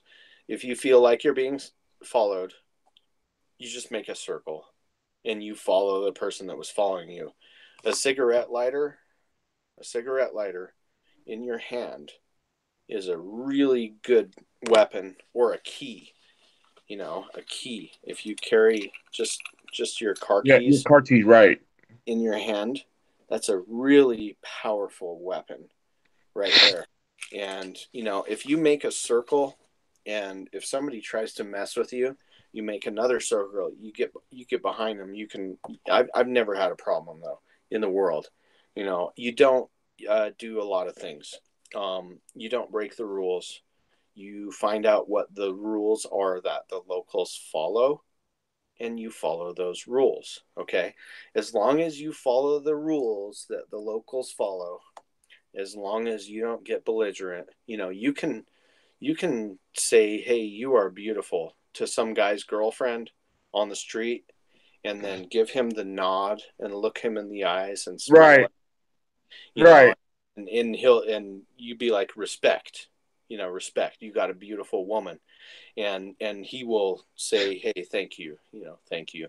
As long as you don't cross any lines or anything like that, you don't break any rules. You follow the rules the locals follow. I don't care if you're in Iraq, Afghanistan, Italy, Morocco, Mexico, Honduras, Colombia, you name all the most dangerous places in the world, I will go there. You throw light on with media, you throw light on the most dangerous place in the world other than Yemen and Venezuela. I will not go to Yemen or Venezuela.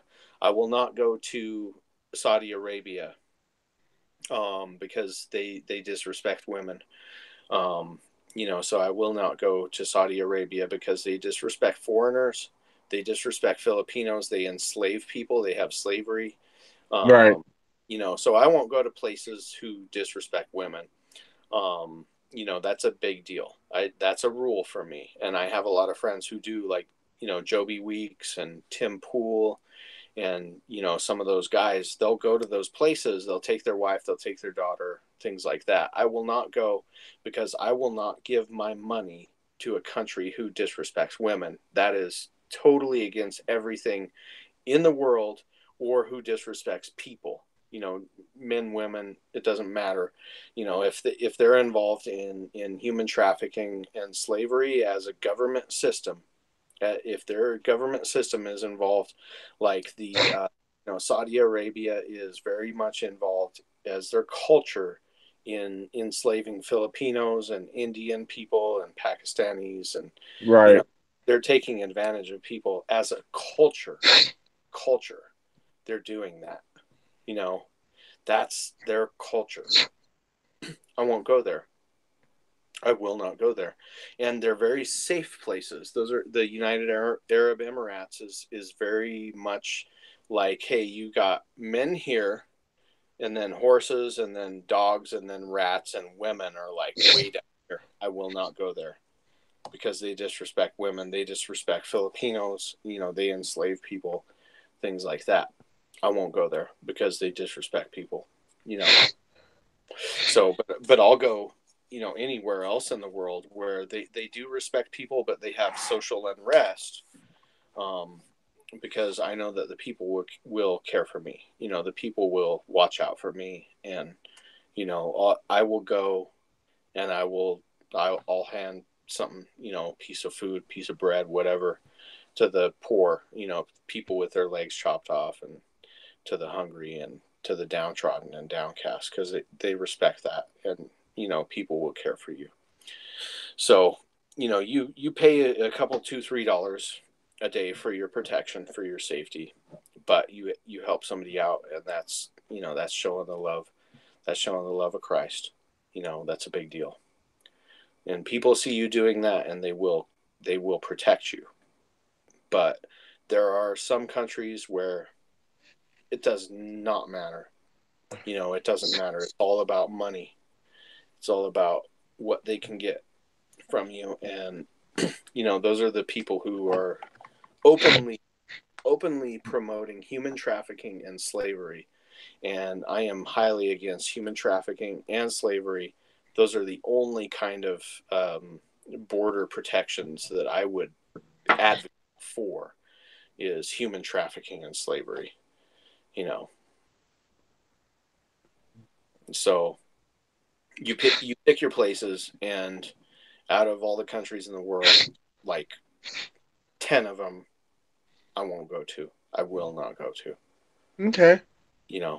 Just no, because they promote human trafficking and slavery, and I will not go to those places. So, how many countries have you actually been to?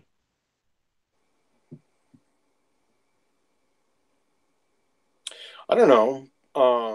Less than 20, more than 10. Not too many. Not too many, really? Not a whole ton. It seems like you've been to a lot of places. Yeah, well, I've been to maybe 7 or 8 European countries. Okay. And then within the Americas, Canada, United States, Mexico, and Colombia. So only 4 in the Americas. Okay. Maybe like 7 or 8 in Europe. But I've been to a lot of countries a lot of times. Like I've been to Mexico over 100 times. Okay. I've been to Denmark, I don't know, maybe 15 times. England, maybe 7 or 8 times. Got to go to Portugal, Iceland. Been to Faroe Islands maybe 3 or 4 times. Faroe Islands is amazing. Great people, wonderful people. Denmark is the Faroe Islands, isn't that off the coast of Scotland? Yeah, north of Scotland. North of Scotland, right. 600 miles All north. right. Yeah, 600 right. miles north of the Shetland. It's those chain of islands off the right. Yeah, archipelago there. It's basically like Hawaii with no trees.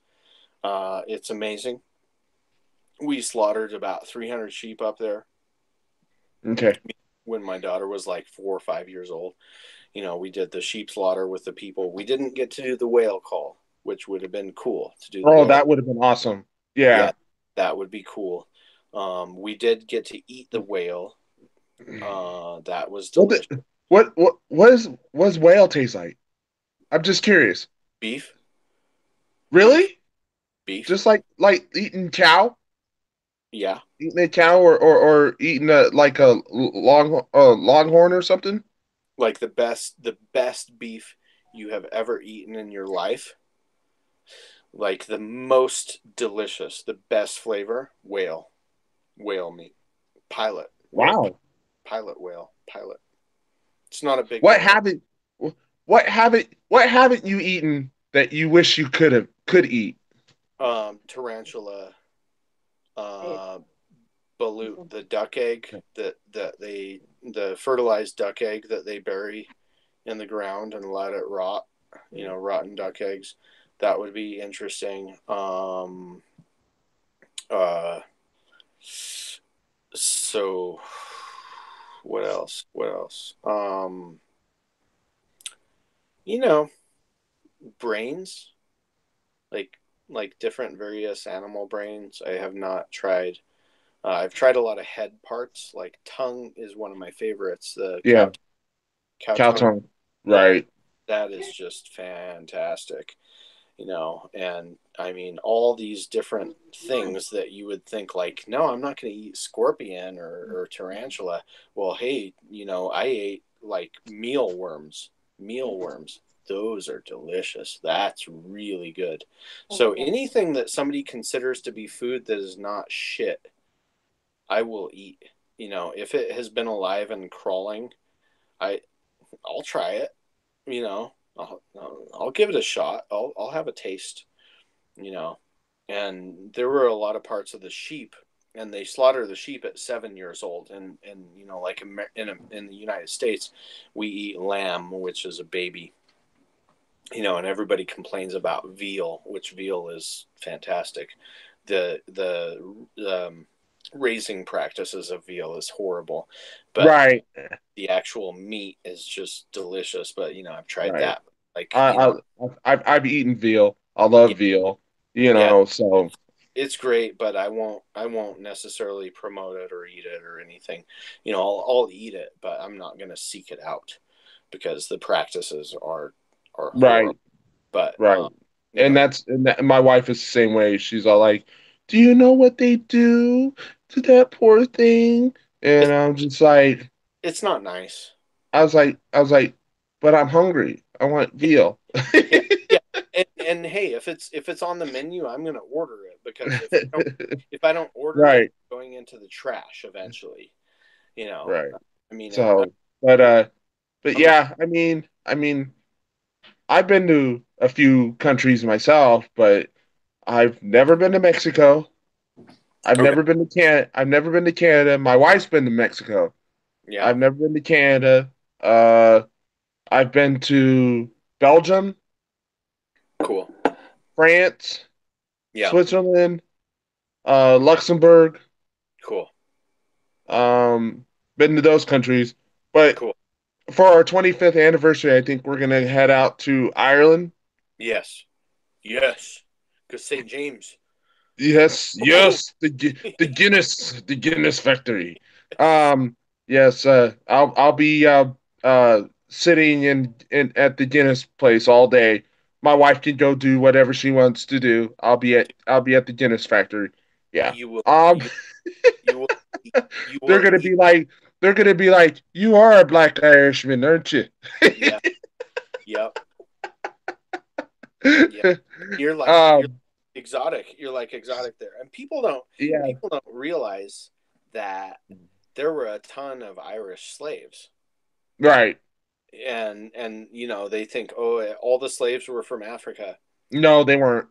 and they don't realize that the Vikings have been involved in the slave trade, and they loved the Irish women. Ireland was a great place for them to go and steal or purchase Irish women, that were Right. 12, 13 years old, the young ones, like to get the young ones. So you'll go to crazy places and you see black people with all these freckles and red hair Hmm. and green eyes and blue eyes. Yeah. They're, they're Irish too. Right. And So yeah, and then I think after that we want to go to like um Germany, cool, um back cool. to Switzerland Let's go because to Cologne. I've been to Geneva. I've been to the French side of Switzerland, never been to the German side. But I went to Geneva and I will tell you this. and I tell everybody this.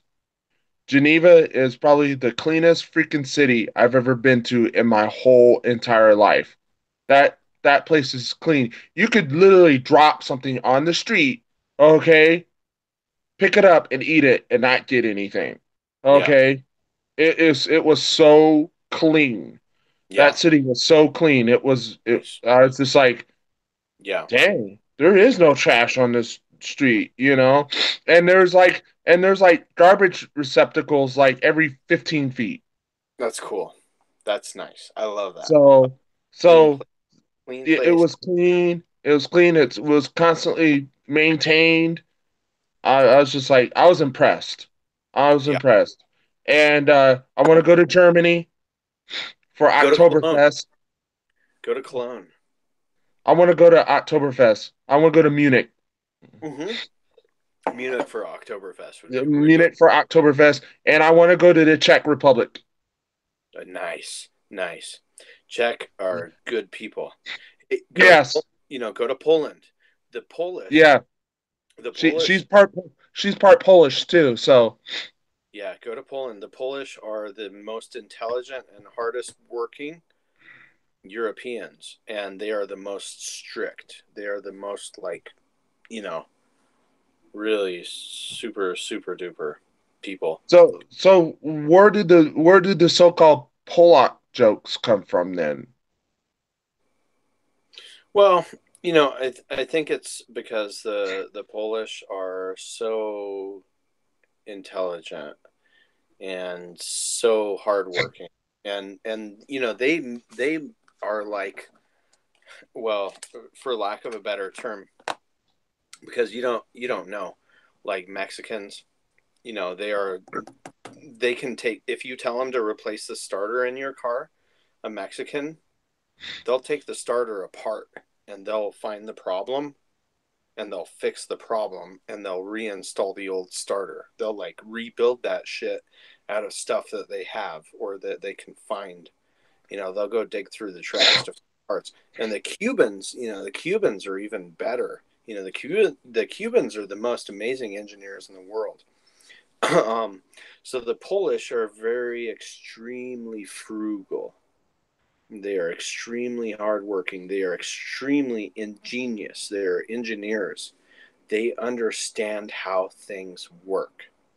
So I think the Polish jokes just came from them being like so incredibly resourceful. Like Okay. they can turn a soda can into a windmill that will pump water out of the ground and water your farm. Right. So I think the Pollock jokes are just crap. From I've noticed over the years that the even though the Cubans have been, from a matter term, re- oppressed, okay, Yeah, because of their government, okay, but uh their medical staff is unbelievable from what unbelievable. I've heard. Yeah, In fact, they wow. couple years ago before I don't know that. Castro passed away, they were trying to recruit um blacks here in this country to do a couple years in hospitals in Cuba, um, to do the medical field in Cuba, which would have been cheaper, okay, and then send them back to the United States and stuff like that. There was a big Yeah, push. yeah. Um, Oh, wow. I didn't know that. That's yeah, that's there was a cool. big push to send like African Americans, people who wanted to be in the medical field, and you had to be African, black, or whatever, Yeah, and send them to Cuba. All right, learn for 3 or 4 years or something like that, and then send them back to the United States and dude. because there's a shortage of doctors in general in the United States. Obviously, we got to import Yeah, them. we have Okay. we have some of the most amazing doctors from India and Pakistan, Yeah, and they're India, Pakistan, and brain, the old Eastern Bloc countries. yeah, and they're like brain and heart surgeons. And the Right. Cuban, like, if you want to be a billionaire, you do a rebuilding business in Cuba. Okay, Okay. okay, do like rebuild spark plugs or something stupid like that, and send them to Cuba and open up a factory there, and you will have a workforce that is second to none in the I whole just world. I just want to be able to trade with Cuba, Yeah, without, the government telling me, well, you can't do this or that, the other. I want a Cubano. I want a Cuban yeah. cigar. I want a Cuban girlfriend, because they're sexy, dude. They're amazing. And hey, you know what? Cuba economically is doing good. Because they have a lot of people in the U.S. that are sending money and Right. different Well, things like. the Mexicans do that too. They come in the United States and they'll send money back home. Yeah, So, I have and friends. I think that's, and I used to run a Taco Bell back in the early 90s. Okay, Cool. and I heard nothing but Hondurans, Guatemalans, El Salvadorans, freaking Panamanians, um Geniuses. uh um Mexicans, because I knew those guys would show up and work. They will show Okay. up, and they show up And they with a were smile. They come with a smile. and right. And I knew that a lot of the younger American kids would want more, would ask for more. I had kids come in, never had a job or whatever. I want I want $7 an hour. Well, minimum wage is 4.25. Yeah. You don't have any prior work experience. Oh well, I think I'm worth 7. Well, you can go elsewhere because you have no work experience. I'm gonna hire you at 4.25. That's life. I'm sorry, Yeah, but then and they show up. They don't show up. they don't and Yeah, they don't show up. and you get a But the funny Guatemalan. thing, You get a Guatemalan, and but the fun, they're having breakfast at 3:25 in the parking lot when you open at 5 o'clock. They're there an hour and a half early. yeah, yeah. The funny thing about it is that um the people I did hire, um the they're weren't, well off. These are the kids that wanted $7 an hour, were the kids were like, mommy and daddy said you have to go get a job, part time or whatever. Yeah, Their parents are rich or yeah. well off or whatever. The kids that I did get to hire, that, that actually, yeah, I'll work, I need a job, blah blah blah, were, poor kids. They wanted a paycheck. They worked hard and stuff like people like me. Okay, I grew up poor. Moved my way up. Went to school. Went to college. Got my degrees or whatever. But found a niche that I really enjoy doing, and I just moved my way up. I just I mean, I took work- job I you took worked at jobs that, you worked at Walmart for years, yeah. which is I also rejected jobs. Okay, all right, where I knew, okay, yeah, I could get ahead or blah blah blah. I also rejected jobs because I knew that they had to hire they had to hire a certain amount of blacks, certain amount of women, certain oh amount, and I was just like, no, I'm not gonna work at a job where they're like, well, he got the job because he's black. yeah. I was just like, yeah, you know, I want to be. I When I got the promotion I got is because of my knowledge, my skill, my work performance. Yeah, That's not going against my principle. right, Okay, and right. that's always been my principle. Is I want to be promoted. I want to get hired because of my experience, Yes. not because of the color of my skin. Right. You know what Right. I'm saying? Yeah. Nobody wants And that. a lot of people don't understand that. They're like, well, you should just take advantage of it, blah blah blah. And I was like, no, No. because I'm not a sellout. You know what Right. I'm saying? Right. I'm not selling out to my own. I'm not selling out to my principles. Yeah. Yeah. I hear that. I hear that. That's cool. That's cool. I'll tell you this. I'll tell you this. For the people that I know, for the families that I know that are, not white people, black families, Mexican families, things like that. They have been such good parents. They have worked hard for their positions. You know, doesn't matter. And they've been really, really super focused with their kids, like education, education, education. You get that good job and things, and the stereotypes and things like that. They're I was so I was I was it's talking so to a buddy. I was talking to a buddy the other day, and we were on this subject, and he's a black guy too, and he's a manager at one of the stores I'm at, and I said, we had this conversation. He's all like, well, he had managers come up to me and say, "You're a hard worker, blah blah blah. Why don't you apply for this position, a department position?" And he's like, "Oh yeah, okay, I'll apply." And all his buddies are like, "No, no, no, you shouldn't apply, blah blah blah. You're gonna leave us behind, blah blah blah." no, And he's all like, no, I need the experience and I need the money. yeah, Okay. yeah, yeah, He's like, I yeah, need the experience, I need the money. exactly, Okay. And exactly, if you can't accept that, if you can't accept that that I've been offered a way to move up, okay, that doesn't mean that, we're not cool or anything. But he says, I gotta look out for me, I gotta look out for my fam. All yeah. right.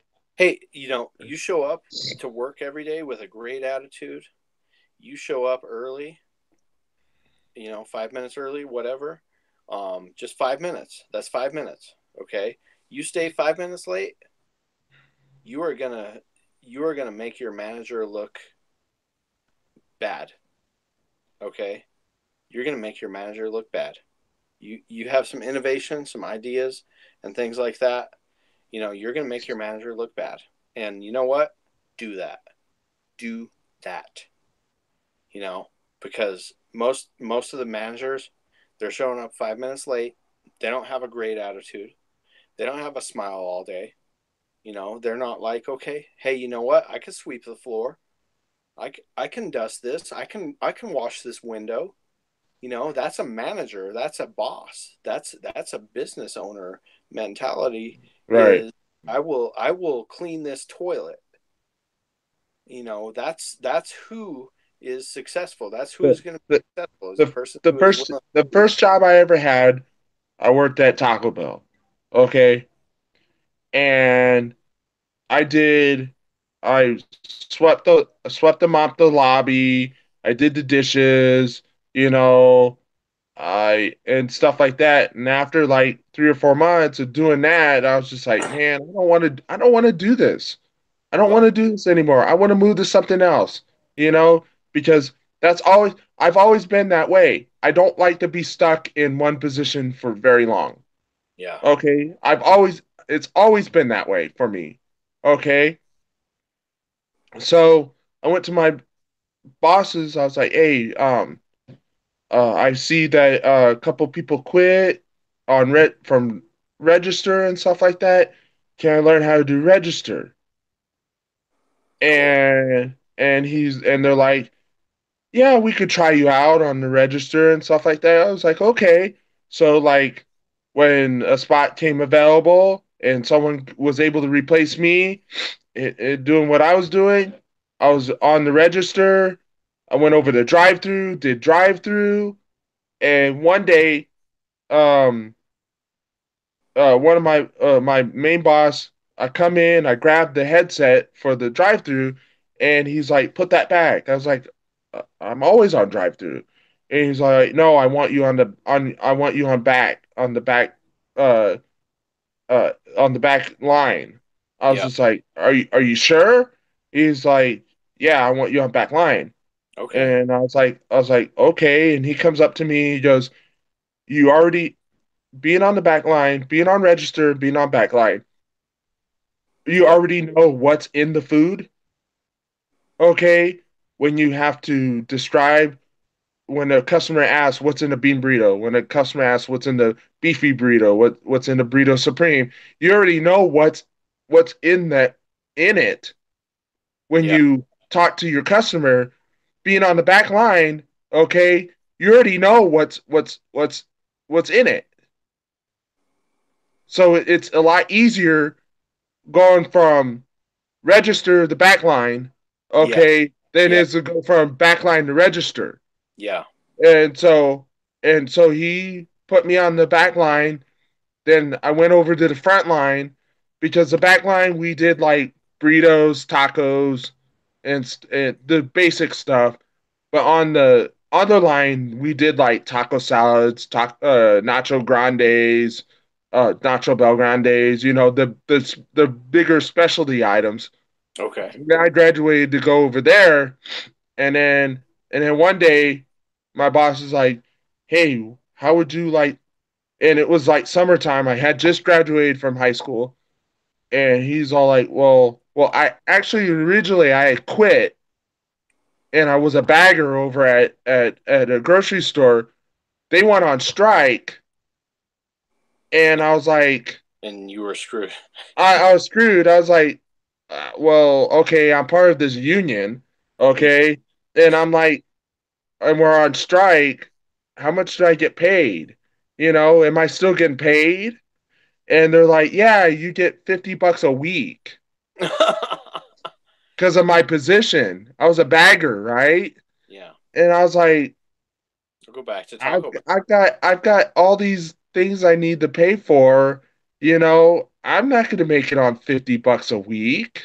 Yeah, you You can't afford know, like with those I fucking can't afford that. those So bucks. so my boss, my old boss from my first job calls me and he says, "Hey, um, would you like to come back and work at Taco Bell?" Nice. Nice. And I was just like, "Is so and so there?" Because that's the reason why I quit is because I had a few problems with a few managers over there at the store. And Yeah. he said, no, they're not here anymore. He said, why didn't you come to me if you had problems with those people? And I was just like, well, I just didn't think you would listen to me. Okay. Sure. Sure. And you know, I'm just like 17, I'm ignorant, you know, naive and Sure. stuff like that, you know, about people, Yeah. you know. And so he's like, um, come back. He says, you graduate this year, right? I was like, yeah. And he says, that means your summers are free.